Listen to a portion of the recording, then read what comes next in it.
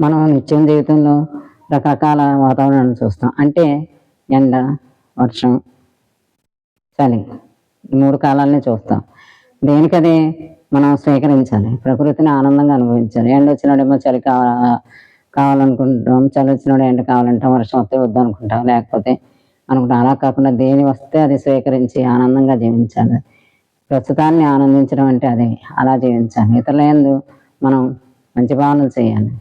ఇతరులతో 10 మందితో కూడా మనం సమైక్యంగా ఉంటూ ప్రతి వారికి మంచి ఊహించుకోవాలి. చెడు ఊహించుకోకూడదు. లోపల ఆళ్ళని శాపాలు ఇవ్వటం గానీ, అలా మాటల్లో వ్యతిరేక భావనలతో ఉండటం గానీ మనం చేయకూడదు. ఇతరుల నుంచి మనం ఏదైతే కోరుకుంటున్నామో మనం కూడా ఇతరులకు అదే ఇవ్వాలి. మనం ఇతరుల నుంచి ఎక్కువగా కోరుకుని మనం ఇతరులకి ఏమి ఇవ్వకుండా ఉండటం కుదరదు. ఇలాంటివన్నీ మనకి గమనం ఉండదు. కానీ ప్రతిదాన్ని మనం గమనించుకుంటూ వెళ్తే జీవితం చాలా ఆనందంగా ఉంటుంది, చక్కగా ఉంటుంది. మనం పెంచుకుంటూ మంచి భావనలతోనే ఉండి మంచిగా ఉంటే 10 మంది మనల్ని అందరూ ప్రేమిస్తారు. మనం కూడా అందరినీ ప్రేమ పంచుకుంటూ సంతోషంగా జీవించవచ్చు. రేపు మళ్ళీ ఇంకొక విషయాన్ని మాట్లాడుకుందాం. బాగానే ఉంది కదా? బాగుంది. అందరూ ఆలోచించండి.